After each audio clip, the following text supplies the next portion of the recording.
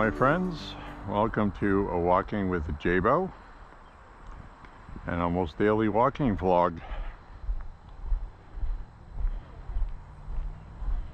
We have another beautiful day today in Maine. 70 degrees, sunshine. It's a bit chilly last night.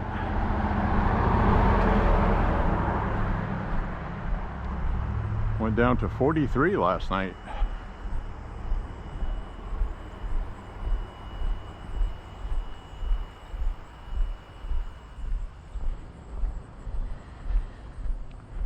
I am wearing a long sleeve with a shirt on top. It's not a thick long sleeve. And I will definitely be warm by the time I'm done this walk, and will probably pull my sleeves up.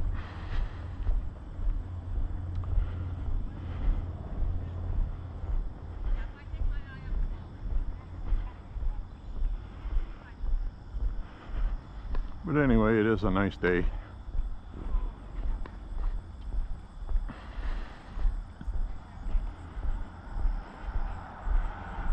I'm wearing the head cam for this walk, because I don't feel like carrying a selfie stick for almost 6 miles. Hopefully this dog up ahead, not the one to the right, but the one that is sometimes off camera, won't charge at me.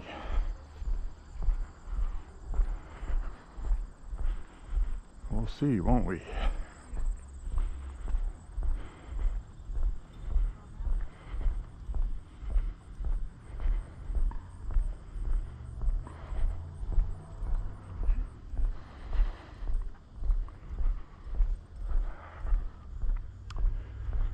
See if that dog's going to be out or not and charge at me. Woof, woof, woof. I'll swing out into this lane just in case.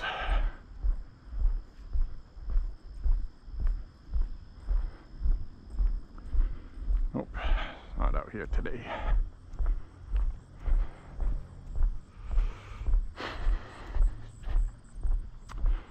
So anyways, my friends, hope you are having a beautiful week so far. We're going to have good weather all week, as you can see. No clouds, a couple of them, but you got to look for them.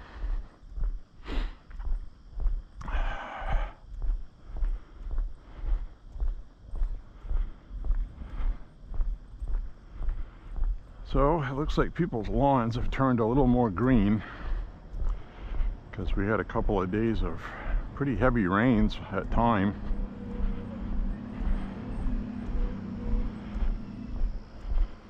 So that's good.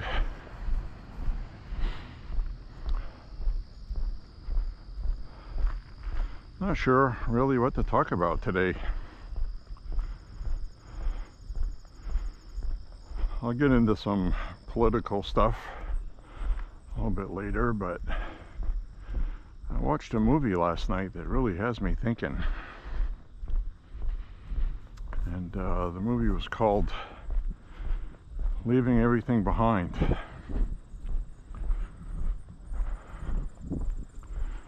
And it's a Netflix movie.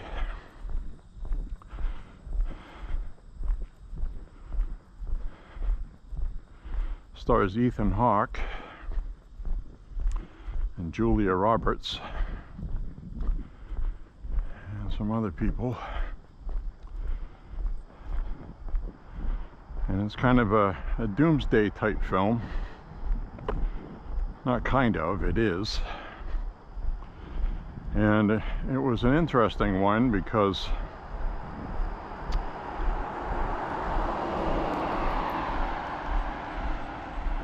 to me it seemed like the likeliest thing that would happen. So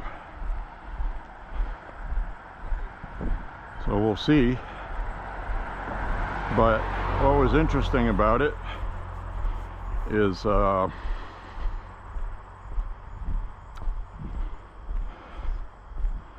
The premise of the movie is that hackers hack everything, and everything that we use is just gone.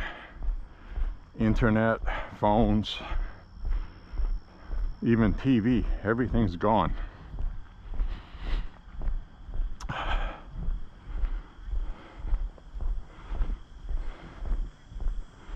And what I like about the movie is they don't explain to you who is doing it, or it's like you're in the movie with them, experiencing what they experience, and you're trying to figure out what the hell's going on too.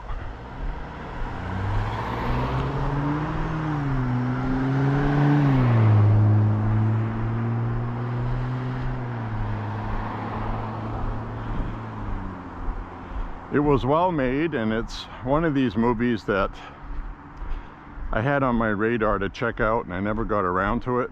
I don't have Netflix. There was a lot of people that watched it that didn't like it, and the only thing I could surmise from that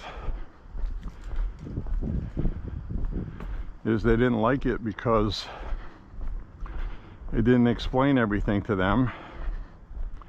A lot of people don't like to think when they're watching a movie. They just like to see stuff blowing up and see funny stuff happen or something.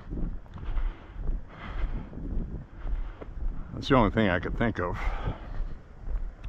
Because quite honestly, the movie was brilliant. It was one of the better movies I've ever seen, actually.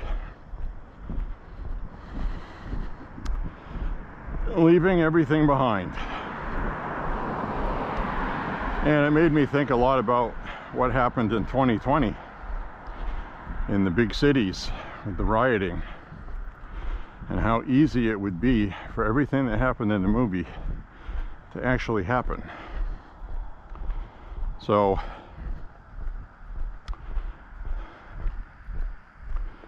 it even had microwave radiation weapons, which the government has. So does China. Other countries. But I did figure out from the exposition in the film, you got to pay attention to when you're watching movies.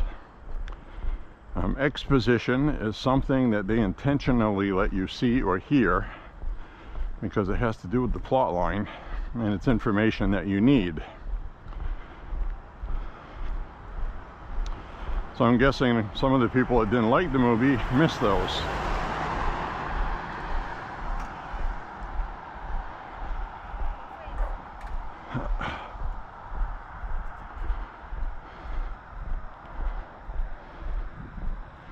So basically, the movie starts out with Ethan Hawke and Julia Roberts in their apartment in the city, in a town in New York. New Jersey,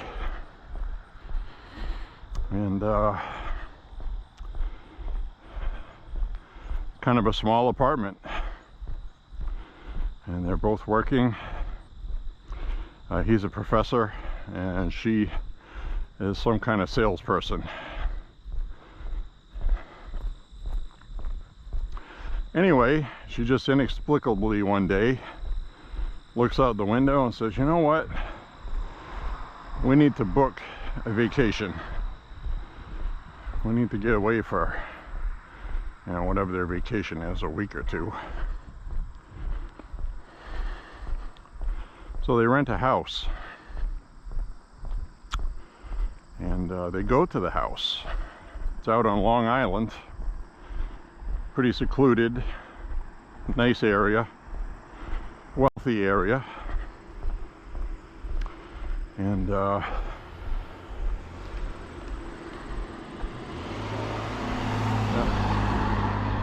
stop for me next week, okay? That was rude. Young female. Guess they don't know crosswalks in Maine. It's a law, you have to yield to pedestrians. Anyway, they go on vacation, And they have their teenage son, and they're, well, I think she's 12. She was like a preteen daughter. And I like the theme of this movie. And the theme of it, basically, in a nutshell, is everybody depends on technology now, and they don't know how to use anything that isn't having to do with technology.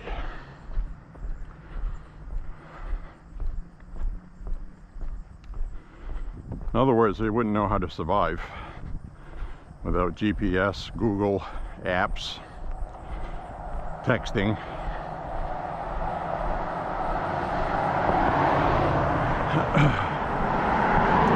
And there's college professors guilty of the same thing. Julia Roberts' character mimics a lot of people where she doesn't like people.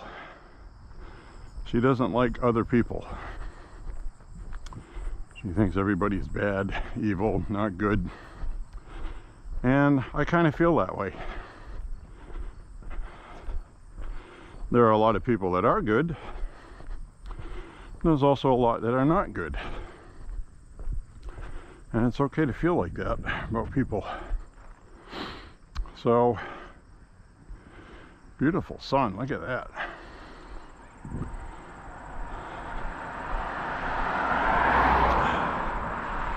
So anyway, they're on vacation. Oh, they're loving it. This place is beautiful. It's all modern. Big giant bedroom, giant living area, beautiful kitchen. And their apartment they had a crack in the wall and things like that, you know. So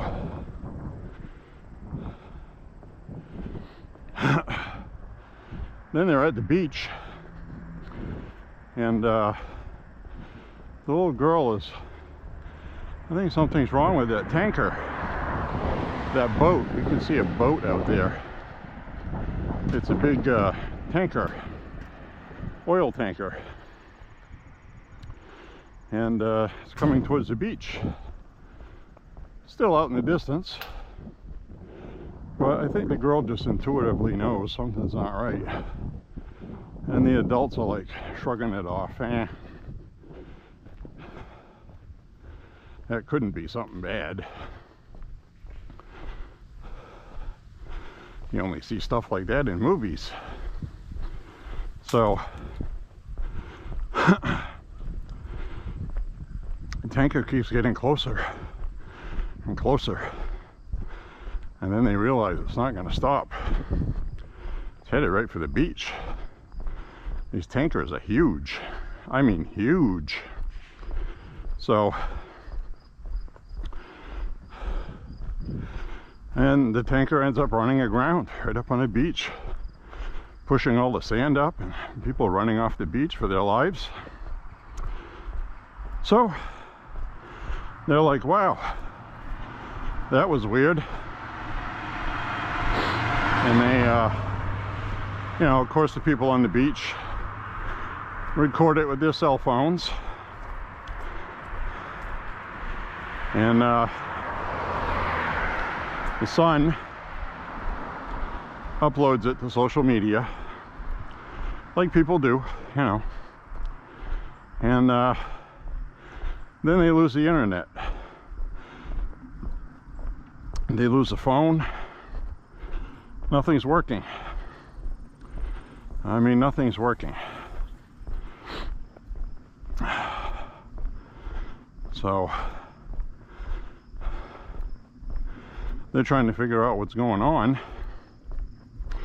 and they're like, well, they're inside the house, and all of a sudden on the TV comes that noise. This is not a test, this is a national emergency. And it says it is a test, not a test, in the national emergency. And then it says the nature of the emergency is unrecognized. So they're just letting people know that something big is happening, but they're not saying what. You know, nuclear attack, what's going on? Nobody knows. So they're like, well, that's very strange. Then they hear a doorbell. Well, actually, they heard the doorbell before that. And this black guy shows up with his daughter,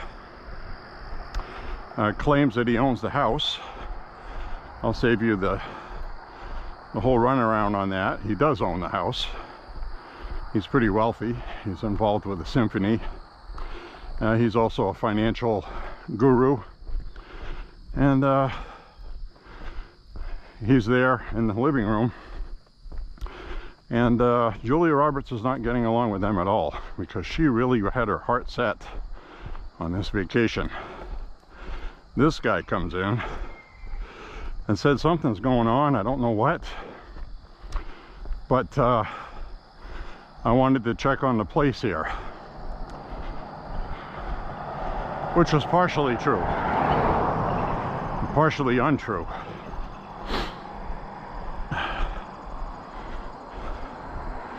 He did want to check on it, but he also wanted to stay there because he knew something was going on. But he didn't want to panic the people there, because I think he wanted them to leave. And he even refunded half their money back in cash, which he had in the house. So he wasn't living there, he just has a lot of money, and he had a stash of cash and a firearm in a drawer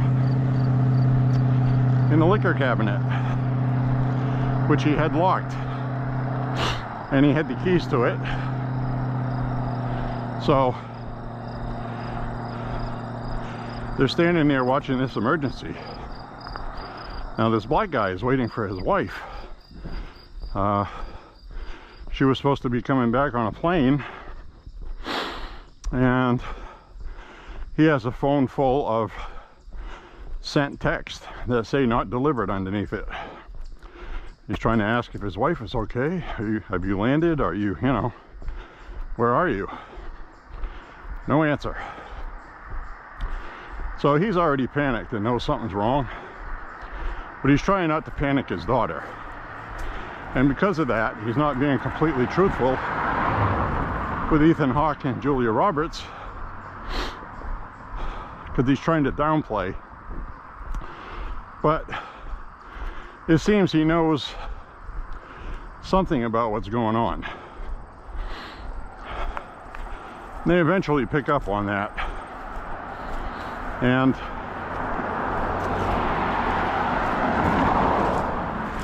this was first portrayed as a woke film because it has black people in it, and some of it has to do with some vague look of Julia Roberts being racist, when actually she's not. If you watch it, she just doesn't trust anybody because she knows something's wrong. She's getting scared, and she has 2 kids to protect.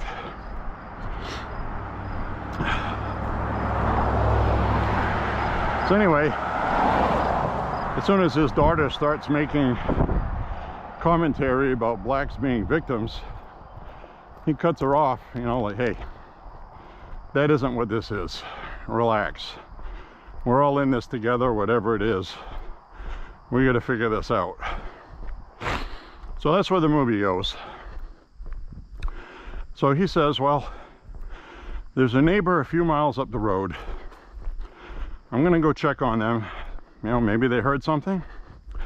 Maybe they know something. Then Ethan Hawke is going to do the same thing. He's going to go off in town where they were and see if they can find any info. Both of these things happen at separate times. You'll have to watch the movie. And I am going to give you spoilers, so if you don't want to hear about the spoilers, don't watch this walk.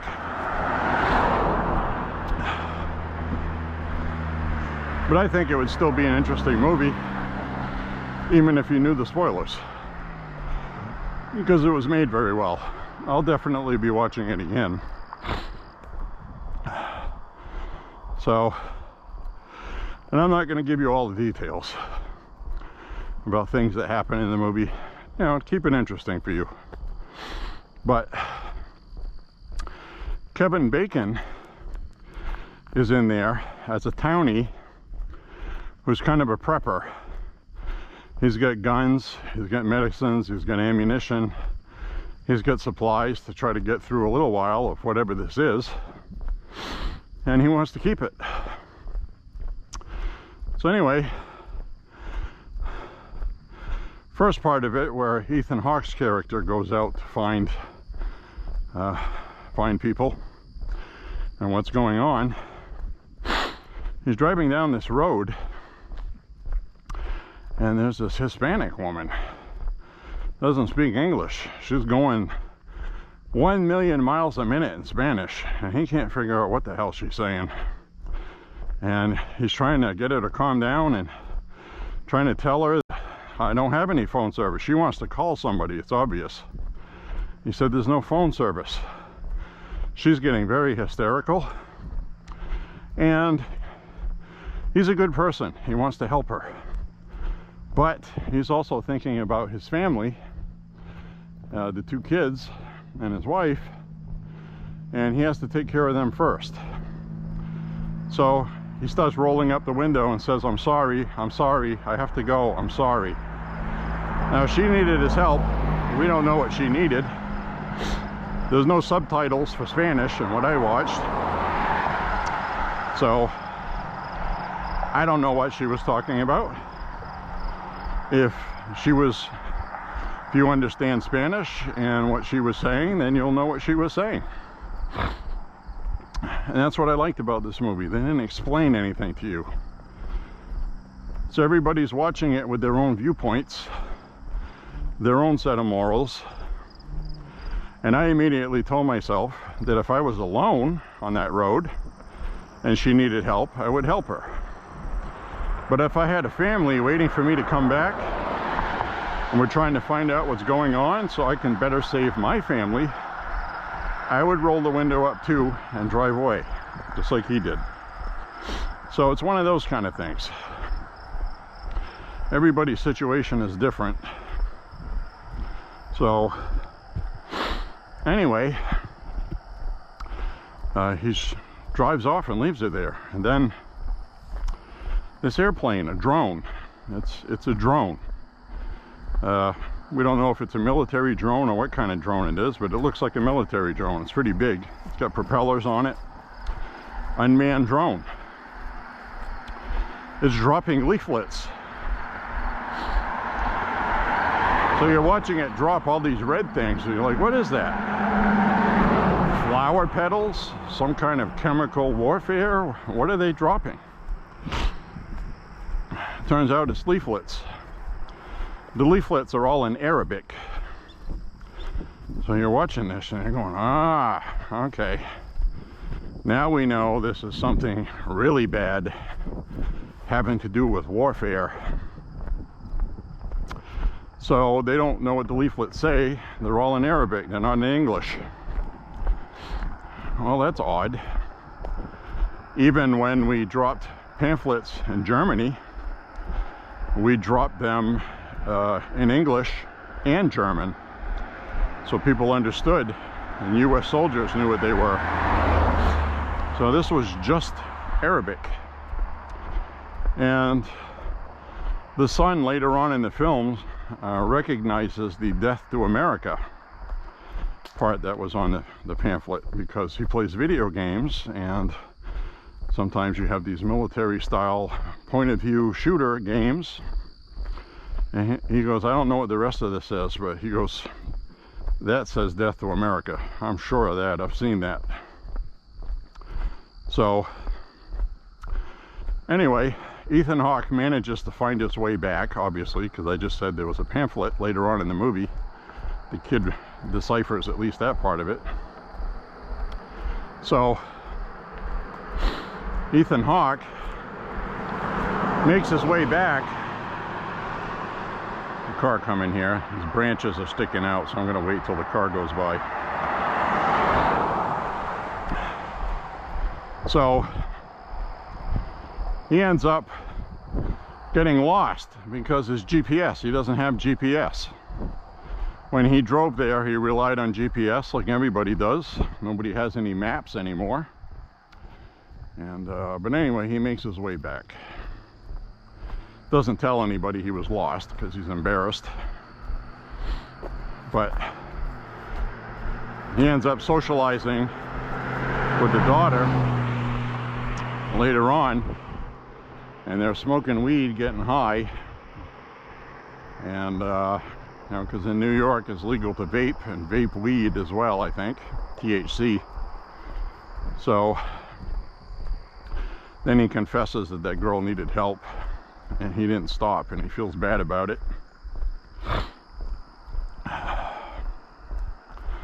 And that girl's complimenting him how he has a way with women and stuff, and he's like bragging about it. And so she figured out that really Ethan Hawke was attracted to her, which he was. And she's a pretty black girl, nice body. Covered in tattoos though. I really don't like that at all. But anyway, so they're having these bonding sessions. And the black guy is having drinks too, and he's bonding with Julia Roberts, and they're both attracted to each other. Not openly, but overtly. Both of them are married, and they actually say that. She goes, "We've been drinking, we're both married." And then the black guy stops and says, "Yeah, unfortunately my wife's not coming back."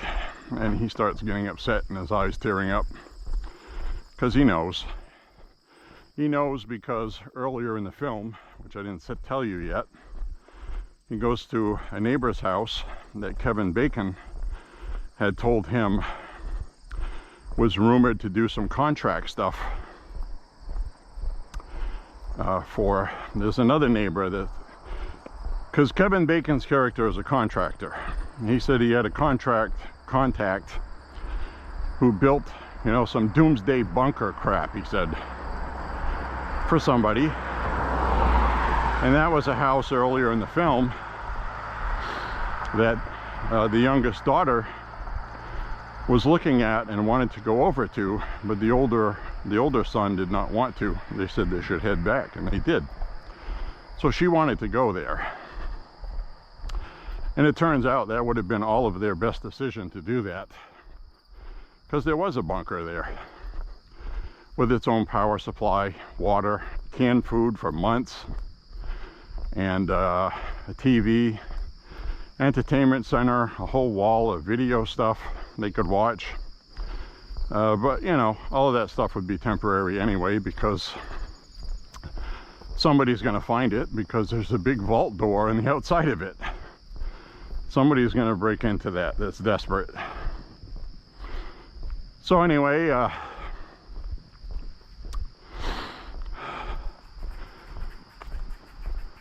George, the black guy, decides to go talk to Kevin Bacon, who is the prepper, because he knew about him in town. People talk about him. So he goes with Ethan Hawke, and they're looking for medicine for Ethan Hawke's kid, because Ethan Hawke's kid, his teeth start falling out and he's vomiting blood. 17-year-old kid, healthy, strong as an ox. But while you're watching the movie, there's different occasions where you would hear like a boom, like a sonic boom, and then you would hear microwave radiation weapons, which the government does have. And it was like this ear-piercing shrill. You had to cover your ears.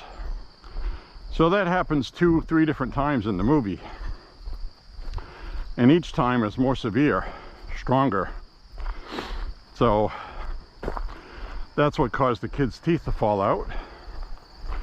just like reports of the sonic weapons in Cuba caused concussions, memory issues, and a couple of people reported their teeth falling out.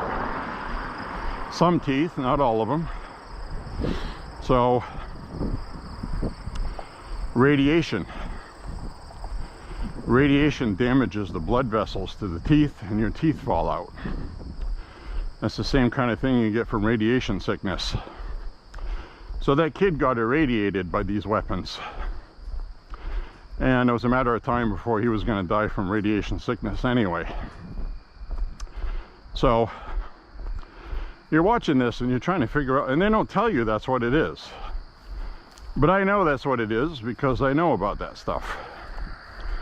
Earlier in the film, they showed the kid pluck a tick off his ankle, so they don't know what this is.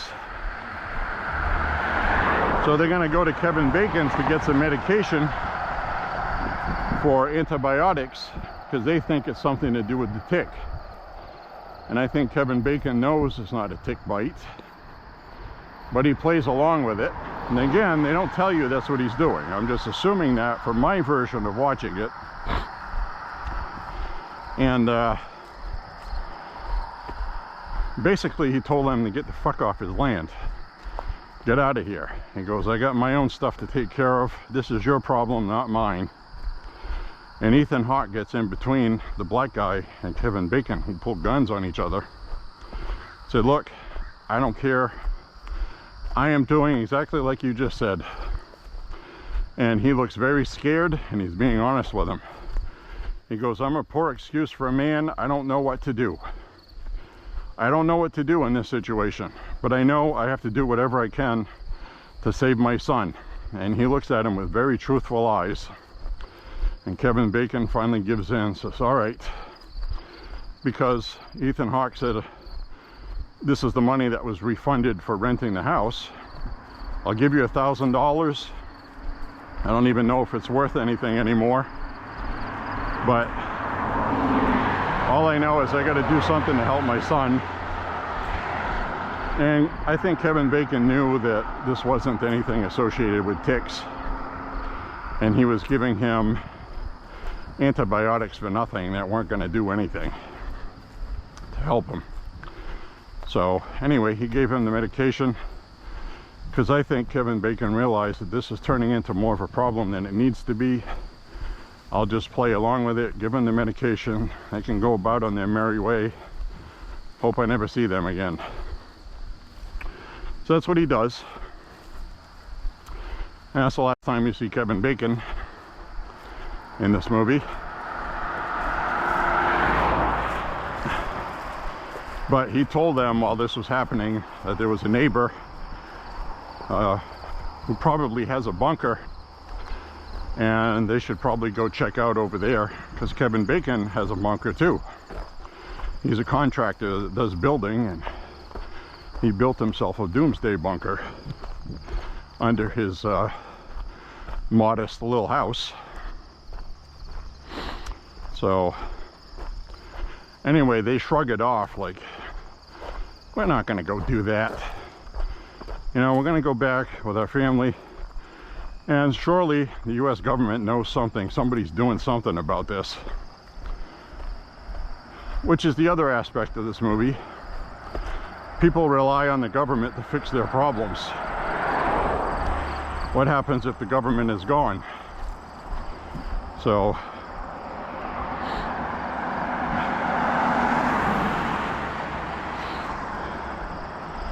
anyway, while they're out doing that, they decide, well, we're gonna leave this black guy and his daughter. Good luck to them. We gotta get to New Jersey because our son needs medical care. And they decide to try their luck with the highway, which you and I both know in a national emergency, the highway is the last place you're going to want to be. And it turns out that that was correct in this movie as well.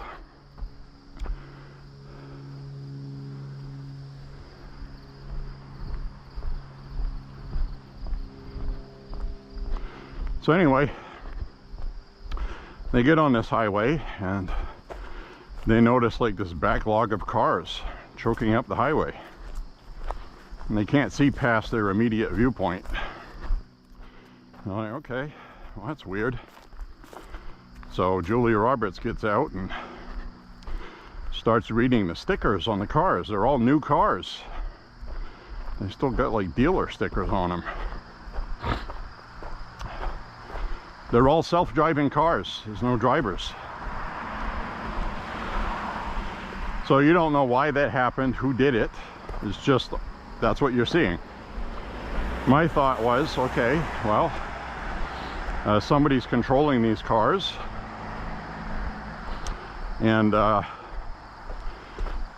they see 3 or 4 of these white cars coming. Julia Roberts finally figures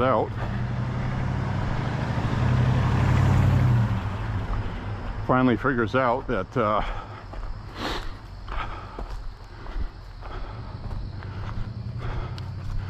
this is bad, because she read those labels on the windows, and these cars start driving into the backs of each other, causing a bigger jam. So there's tons of these white Teslas, self-driving, that are just plowing into the other ones. And they would have plowed into her too, but she figured it out. She backed her car up so she wouldn't get hit, avoided a couple other ones. And then the camera pans back, and you can see that whole road as all cars slammed into each other, piled up. Cars are burning. In the distance you see a bridge, smoke coming off it, and you see parts in the city are on fire. It's all gone. Civilization is gone as we know it. But that was to let us know what's happening. On the ground, they still don't know that because they couldn't see what I just saw and explained to you. So they end up having a discussion, and the black guy said, you know, just yesterday, one of my clients, he goes, I'm not going to say who it is, but everybody would know who it was because they've seen them on TV. And they've all imagined him being some part of a cabal, and how these people would orchestrate the end of the world and go hide in their bunkers. He goes, I'm not saying that's what this is because that would be too obvious. But he said he remembers a client that worked for the Defense Department who moved all of his money, and he said he did a lot of financial things. He goes, I don't understand why he wanted to do it, but it's not my job to ask questions. It's my job to let them know whether it's a good idea. And he goes, I think this was just a dumb person, doesn't know what they're doing with their money, because he's seen that too, where people would lose large sums of money doing dumb things with it. Some of them get mad at him for it when he tried to tell them it wasn't a good thing to do. And so anyway, he said he'll never remember the look on the face of this guy because he was a sharp guy, trustworthy, and he had known him for years. And he always made jokes about things. And when he said, the black guy says, I made a joke about the cabal and stuff, he said all of a sudden he wasn't laughing, and he always laughs. And he said he'll never forget the look. He said he gave him a look like he felt sorry for him because he didn't know what was going to happen, and he did.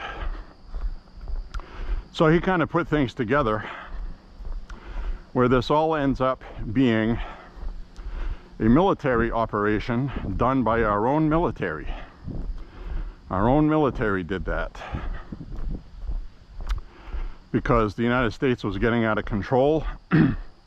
Nobody was fixing it, and the United States was on the verge of bankruptcy and collapsing. And the military people understood that the United States was the last free thing for the rest of the world to keep everything in line without a World War III happening type deal.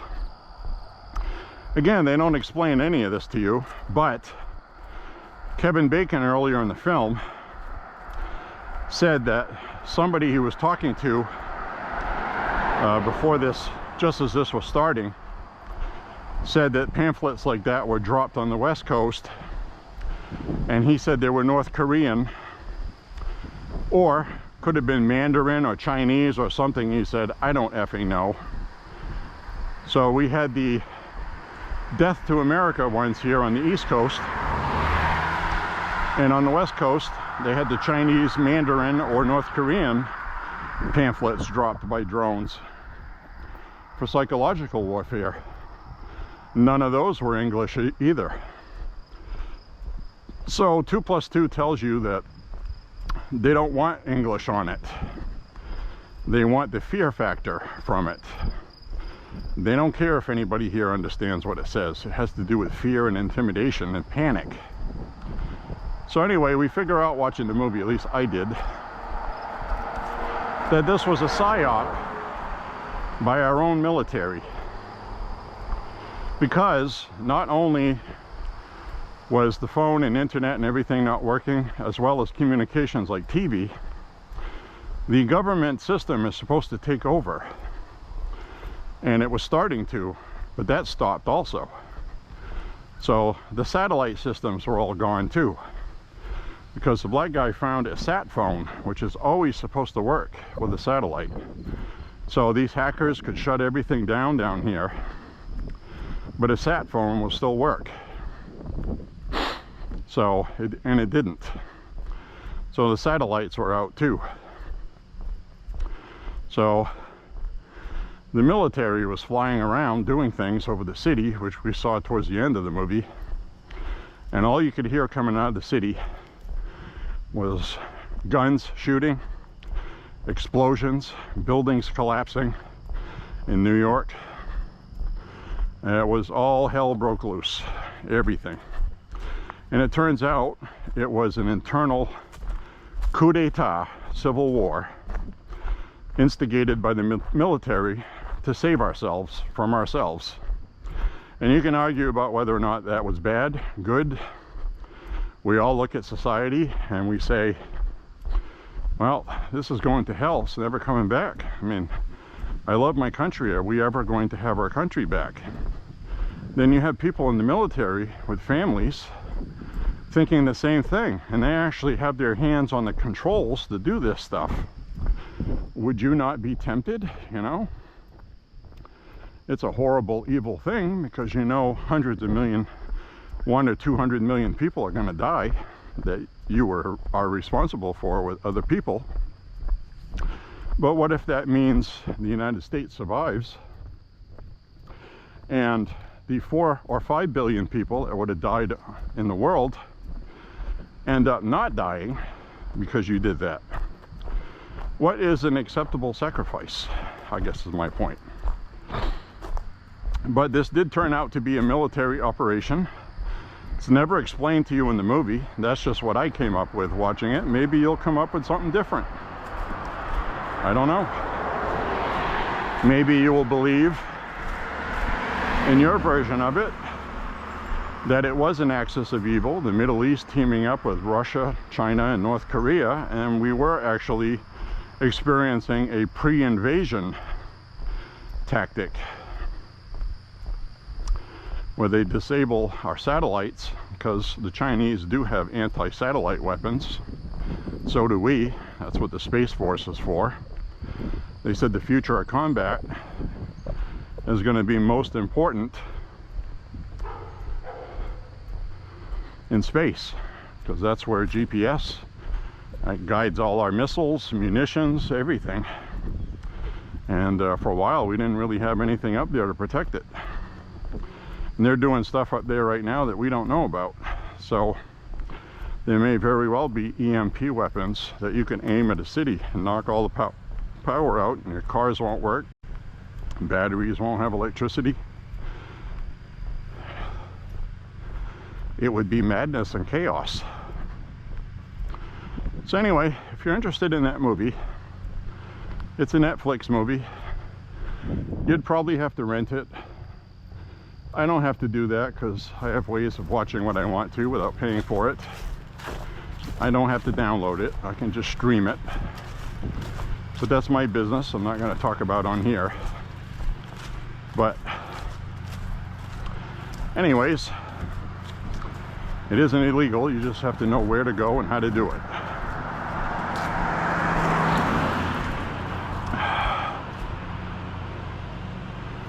So my friends, Leaving Everything Behind is the name of the movie. Brilliantly done. It's a long movie. It's almost 2.5 hours, but it has to be.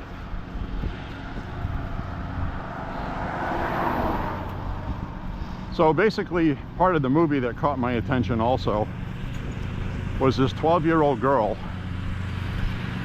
who seems to be most upset that her phone doesn't work. She can't stream something on her iPad. She's upset about it because she's obsessed with a TV show called Friends from the 90s. And she's one of these younger retro people who are fascinated with that show because, here's the thing, they're fascinated with that show because it was a time before the internet where people really weren't on it that much until about 1995, really. Windows 95 really opened things up. So even then it was kind of slow to catch on. You couldn't buy things, couldn't really stream very much because the limited hard drives. I mean, people were freaking out when a 50 megabyte hard drive came out. You know, 5 minutes of my video was 500 gigabytes. You know what I mean? I mean, it's crazy, right? Or it could be if I put it on 4K, I guess is my point. So anyway, she's obsessed with this show, Friends. She's whining about that for the first part of the movie. And you just want to just smack her in the face. And geez, it's just a fucking series on TV. But these kids make this internet their whole world. And when it's gone, she was like, Dad, fix this. Fix this. Everything always works. What's wrong? So it was kind of interesting from that point of view. And so they really touched on that stuff. Ethan Hawke's character was somebody that lost what men do. Men use hammers, saws, guns. They do things with knives, cut wood, run a chainsaw, actually do something, you know, push a wheelbarrow. He's never done any of that. He's a college professor. And in the technological world of information and stuff like that, he's somebody, you know. As soon as that gets turned off, the Kevin Bacon guy is the guy you want to be to survive. Making tough decisions, like F you, I'm not going to help you. His first tough decision, Ethan Hawke, was to leave that Hispanic woman on the road without helping her. And that really bothered him. He was upset by that. But he doesn't have anything in his life to reference with that. So, because he never got his hands dirty. And I have said that for a long time. When you're raising kids today, you've got to get their hands dirty. They have to get their hands dirty. And what that means is, if, let's say for example, there's a local zoo. The local zoo is doing some kind of renovation thing and they're asking for people to help. Make that a project with your kids. Tell them, yeah, you guys are gonna go work a shovel. Oh, we've never done that. I don't know how to do that. Well, you're gonna learn. And then you tell them, well, you're going to need gloves because you'll get blisters. Or you could be really mean and don't tell them that so they get blisters. So they understand what that is. So there's things you can do that parents don't do today. I mean, I don't want to use that analogy. Oh, I walked uphill both ways when it was 7 degrees to school. But we did. Not both ways. Well, both ways, because we had to walk to school, then we had to walk back. And the school that we went to was, I don't know, it's a good 2 to 3 mile walk there, and the same coming back. That was every day there was school. I remember waiting outside middle school to go inside, and the temperature in the morning was 5 or 7. And you're begging them, please open the doors, damn. So back then, some families did not get on the bus. We did not have the bus. So some kids did, some kids didn't, depending on what neighborhood you were from. So we were poor white trash, we didn't get a bus. It's just the way it was. Anyway, the problem in this movie was the teenage son was another one. He was just out of his element. He was just not taking anything seriously and was like, yeah, okay, well, we'll just wander around and be stupid until the power comes back on, because the power always comes back on, meaning the internet. So it had different people from different parts of society in the movie, which I thought was brilliant because it was necessary. And again, Julia Roberts' character was like a lot of people. They're cynics. They don't like other people. They're not religious. They're just, you know, they just hate other people. Stay away from me and I'll stay away from you. And you go through life not associating with anybody. And a lot of people are guilty of that, even if they are religious. I mean, I don't mind associating with people, but I don't go out of my way to do it. But I'm a bit of an introvert anyway. I could be alone by myself for weeks at a time, not talking to anybody, and I'm perfectly fine. I don't need to be entertained by anybody. So there are other people I know that are not like that. So anyway, really good movie, worth a watch. I'm not going to spoil the ending for you, and I kind of told you details out of sequence on purpose. So,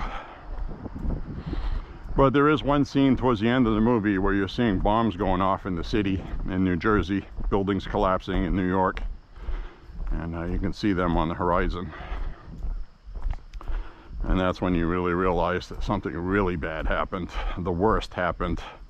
And then you put everything together that you saw in the movie. And, you know, brilliantly made, brilliant movie. Modern classic, I would call it.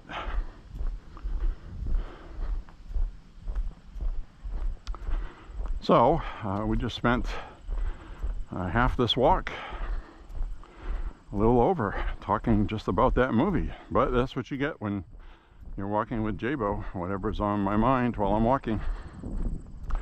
So while we're walking by these places, you can just see a humble little house like Shirley's over there.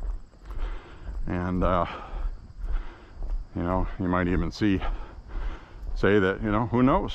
Maybe she's got a bunker under her house. Pathetic little shack like this might have a bunker under it. You know, one of these storage places might have a bunker built underneath it. You know, by whoever owns it, owns a local company, made himself a doomsday shelter. You never know.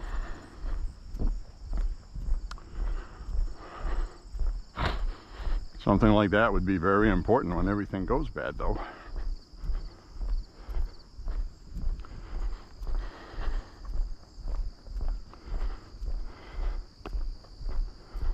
So we'll walk up this way.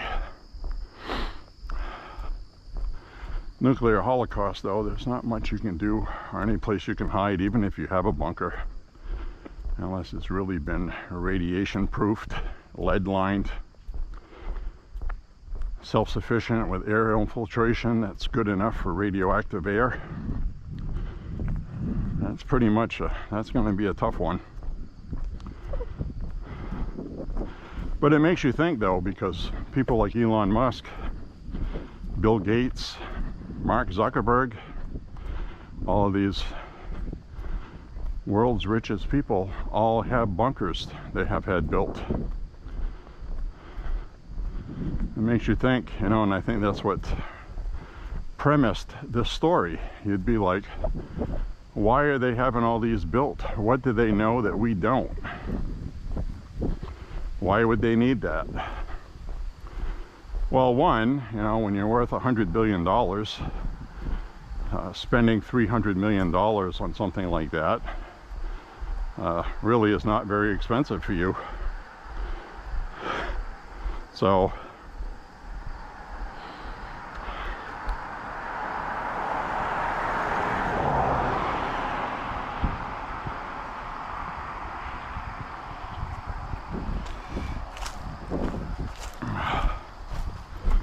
we'll go down here, take a look, see if we see any turkeys in the straw.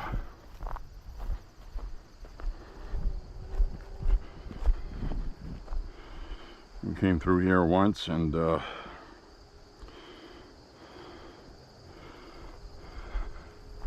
we walked right into over a dozen turkeys. I didn't even see them till the last minute. See anything down here today? Got anything over here? I don't see any.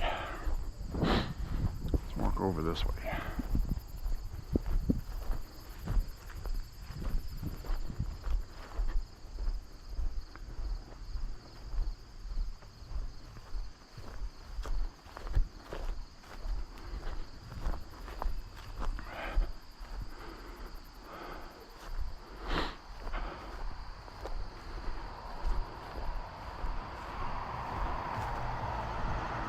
I don't see them. The day we came through here, there was a whole bunch right here. And you can see how the grass is matted down. I don't know if the turkeys do that or what. And you can tell there's been ATVs through here.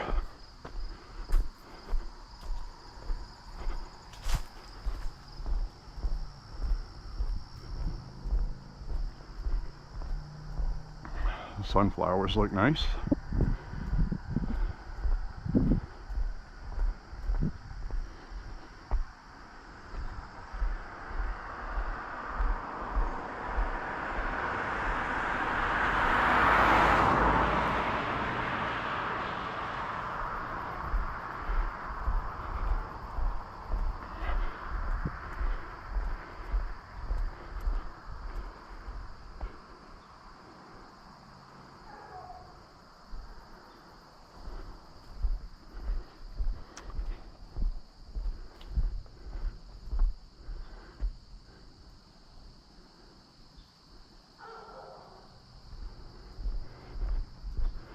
Had some bees up there getting the pollen. Shadows are starting to get long.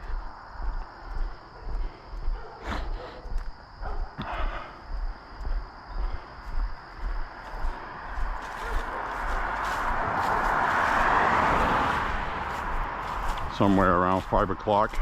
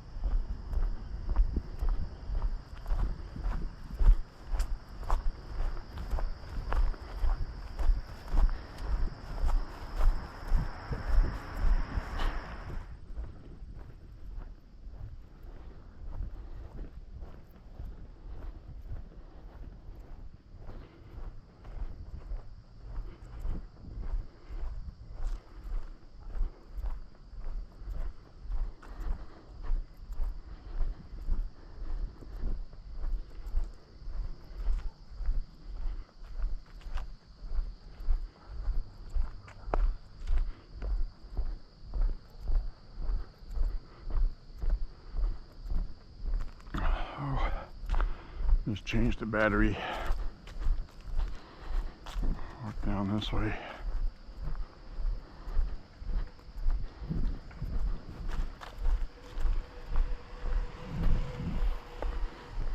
She can't be bothered.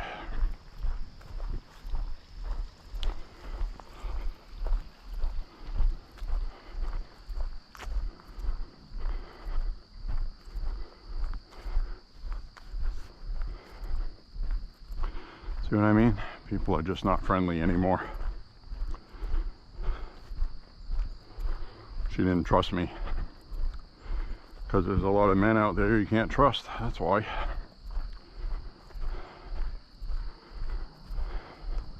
She probably trusted somebody once.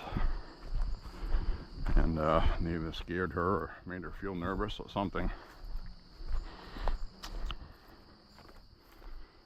That's why the world is the way it is today.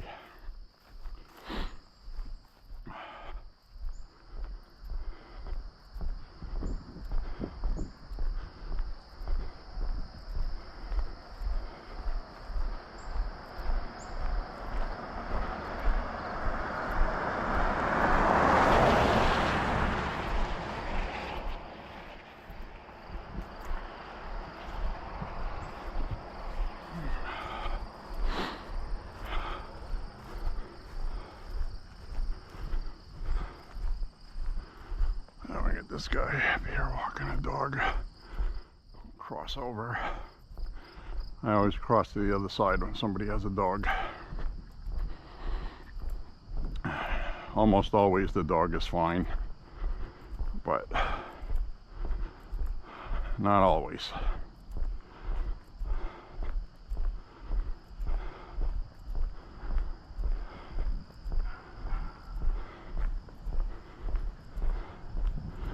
Looks like a happy dog, tail up in the air. Oh, that's a pretty dog.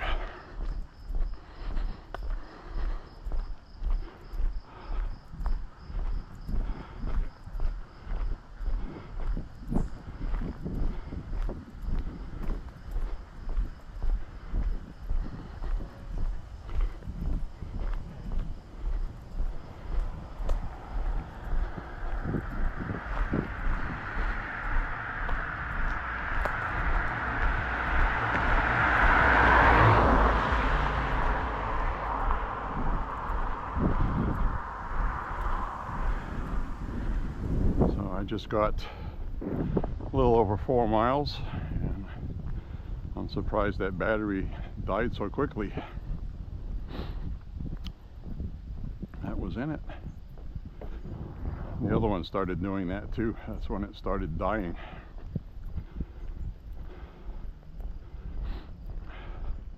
And this is the battery that came with the camera, but the one I just put in it is one of the backups. So I got plenty of batteries. Not an issue. They don't last forever, I guess is my point.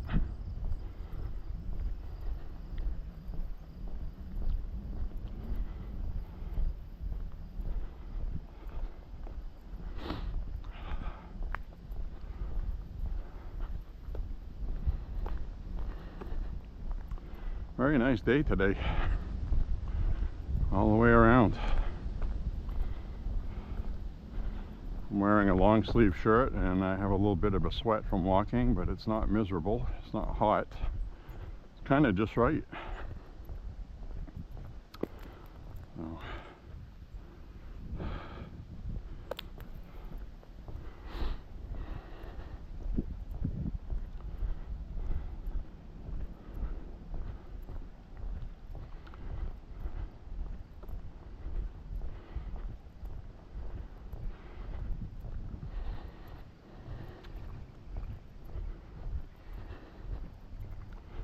So the good news from the Supreme Court yesterday, very important news, is that the Supreme Court ruled that these lower court judges and the appellate court obviously just don't like Trump.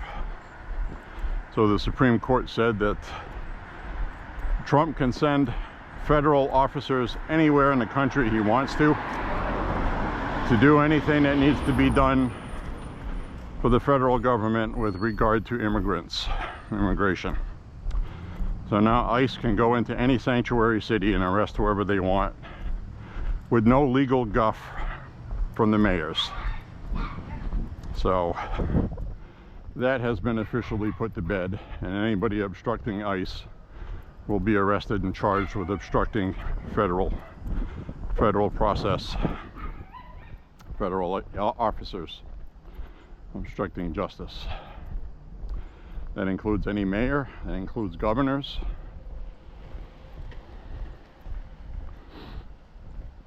That was the unfriendly blonde girl.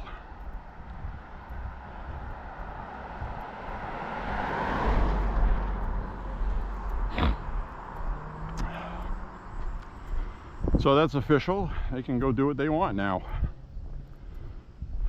as long as it's lawful. And these governors and mayors don't want the National Guard involved. They want ICE officers to mask and all this other stuff, and that's not going to happen either. I mean, to unmask. That's just not going to happen. It's not up to local jurisdictions to dictate what the federal government does, period. If you don't like it, file a lawsuit. What are you going to do, arrest the ICE agents?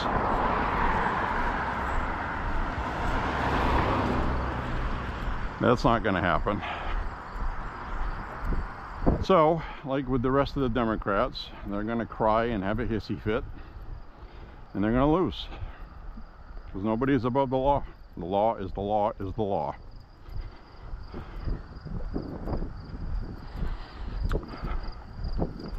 So the other thing we're going to have to look forward to coming up here pretty quick, actually, I'll end this walk with that up ahead, is the Republicans are going to do a proper January 6th committee hearing without the censorship and without the tilted evidence, information being withheld, and the public is going to get to see what the Democrats didn't show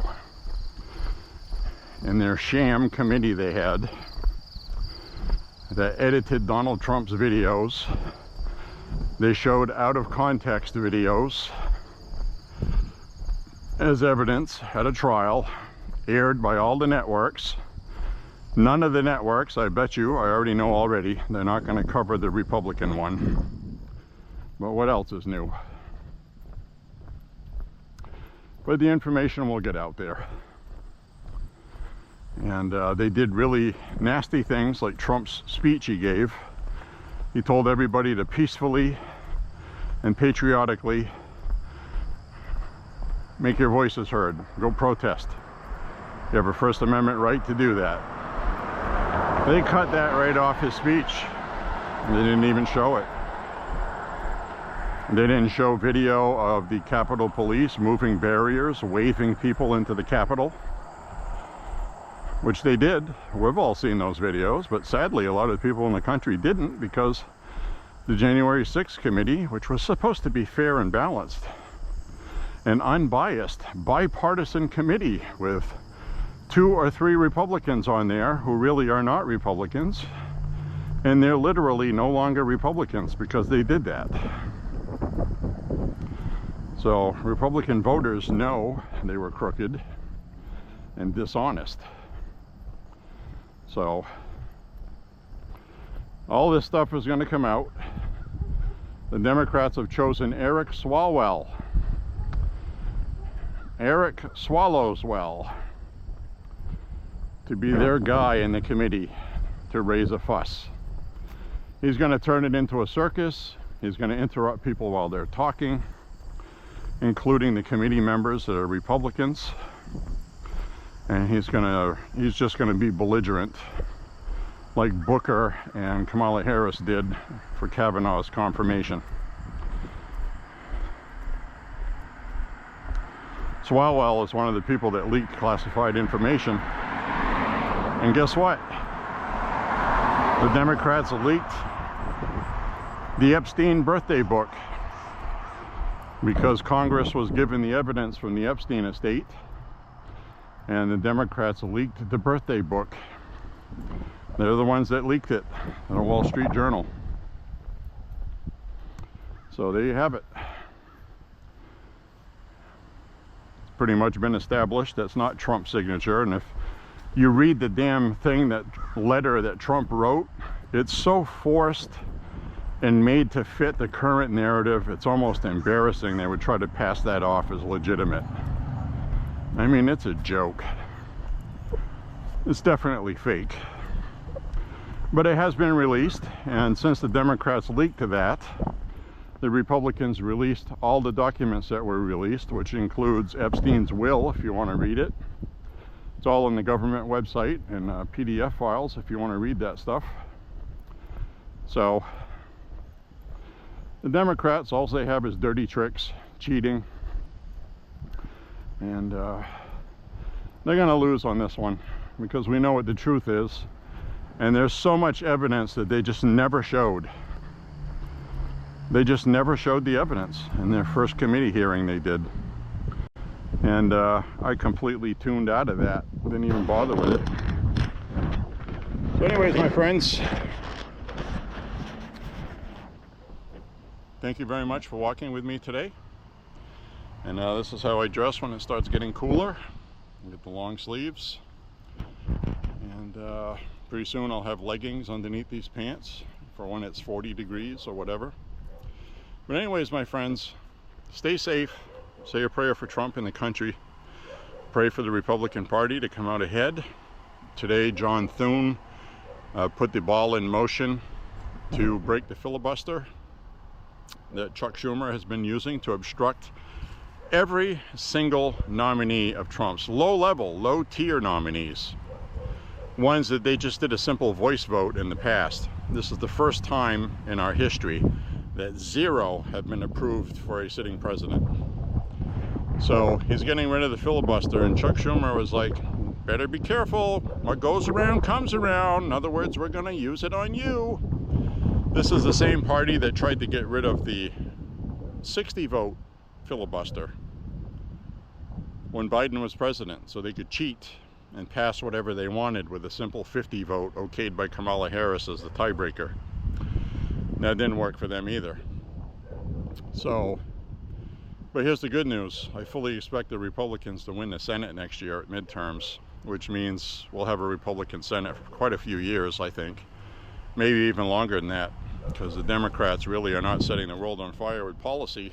In fact, if you're a Democrat watching this, I challenge you in the comments, just one, maybe two if you feel saucy, current Democrat policies that they're promising for midterms next year. Very simple task. Go ahead and leave it there for me. So until then, my friends, say a prayer for Trump and the country. God bless you. God bless America. God save the Republic. We voted for Trump, and let's hope for the best. See you guys soon, everybody. Thanks for walking with J.Beau. Bye-bye now.